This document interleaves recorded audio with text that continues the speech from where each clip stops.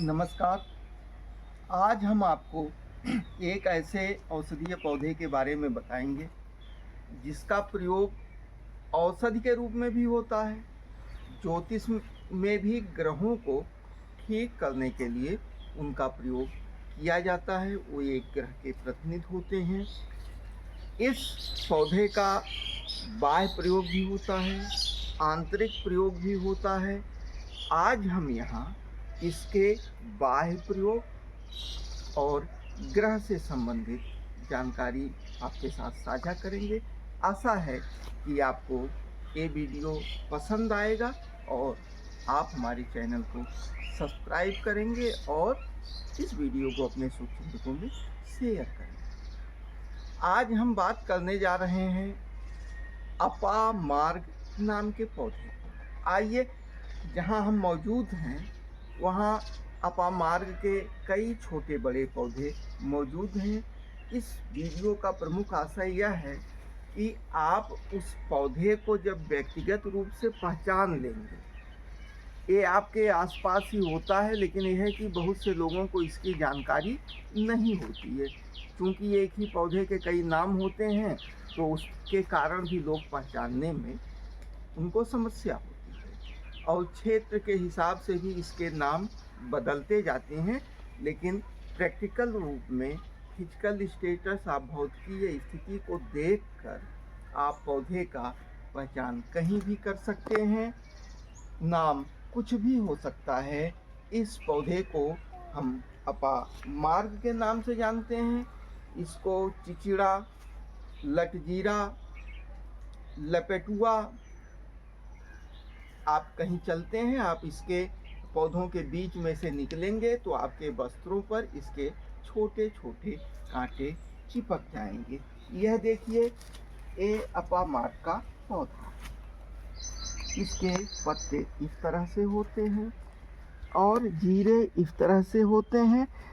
आगे आने वाले समय में ये और थोड़े से पक जाएंगे। देखिए, हम छुड़ा रहे हैं, निकलते, अगर इससे हमारा वस्त्र इसके में से होकर गुजरते हैं तो हमारे वस्त्र में लग जाता है। आइए, इसके छोटे और बड़े पौधे को पुनः आपको दिखाते हैं। शुरुआती दौर में इसके पत्ते इस तरह से होते हैं जब यह छोटा होता है। जब उससे प्रौढ़ हो जाता है तो इस तरह से ऊपर, यहाँ देखिए आप, इस तरह से ऊपर, ये देखिए कितना सुंदर है। ये अभी निकलने की स्थिति में है।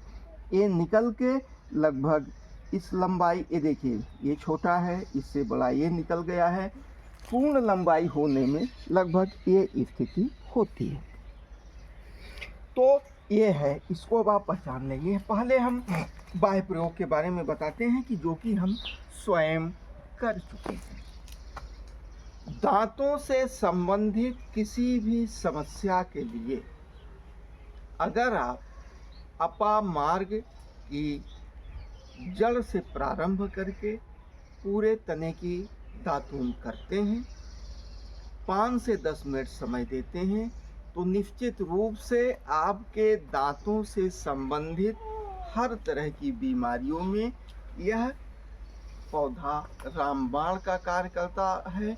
मेरे दांतों में सूजन हो गया था, मुझको बहुत डर लगा, लेकिन फिर हमने अपने अगल बगल में उपलब्ध औषधियों के आधार पर, परंपरागत नुस्खों के आधार पर प्रयोग किया और मेरे दांत पूर्ण रूप से स्वस्थ हो गए।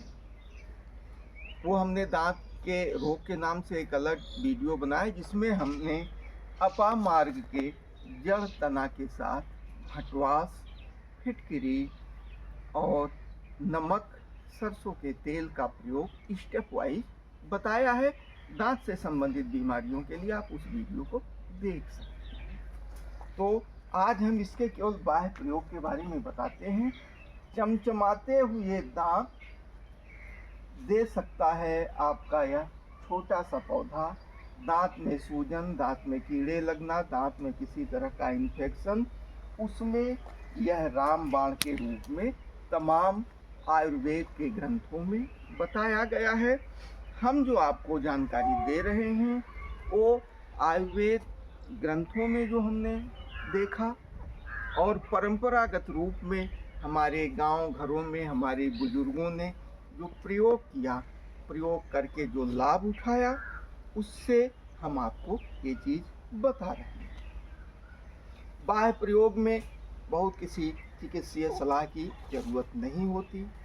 आंतर प्रयोग के लिए आप विशेषज्ञ चिकित्सक की सलाह लेके ही अंतः प्रयोग करें, क्योंकि यह कई तरह की बीमारियों में कार्य करता है। पेट से संबंधित, किडनी से संबंधित, आँत से संबंधित, डिटॉक्सिफिकेशन के लिए ऐसे तमाम चीज़ें हैं जिसमें ये पौधा कार्य कर सकता है। लेकिन अंतः प्रयोग के लिए, औषधि के रूप में लेने के लिए आप चिकित्सक की सलाह के बाद ही इसका उपयोग करें। ग्रहों में बुद्धि के स्वामी हैं बुध देव। चूंकि हमारा ये पूरा ब्रह्मांड ज्योतिषीय खगोलीय दृष्टि से 12 राशियां, 9 ग्रह और 27 नक्षत्रों में विभक्त है। 9 ग्रहों में 7 ग्रह दृश्य होते हैं, विजुअल हैं। 2 ग्रह अदृश्य होते हैं।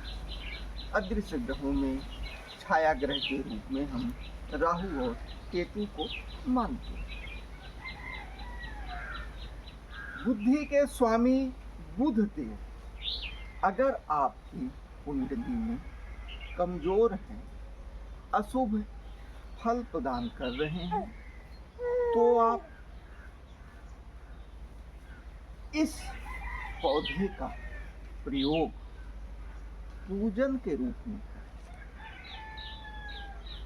आप इस पौधे को अच्छे मुहूर्त में निकालकर अपने घर के आसपास इसको स्थापित करें और स्थापित करके इसको रोज जल देने का कार्य करें, रोज इसकी पूजा करें।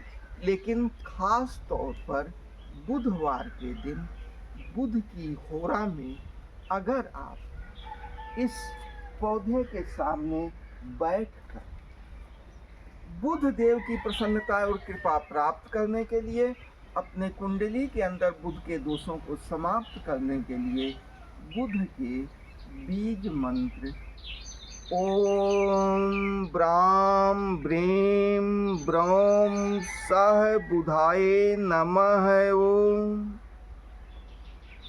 इस मंत्र का 108 बार रुद्राक्ष की माला से जप करते हैं तो निश्चित रूप से आपकी कुंडली में बुधकृत दोषों का शमन होगा, अशुभ फलों में कमी आएगी, शुभ फलों में वृद्धि होगी और बुध की कृपा आपको प्राप्त होगी।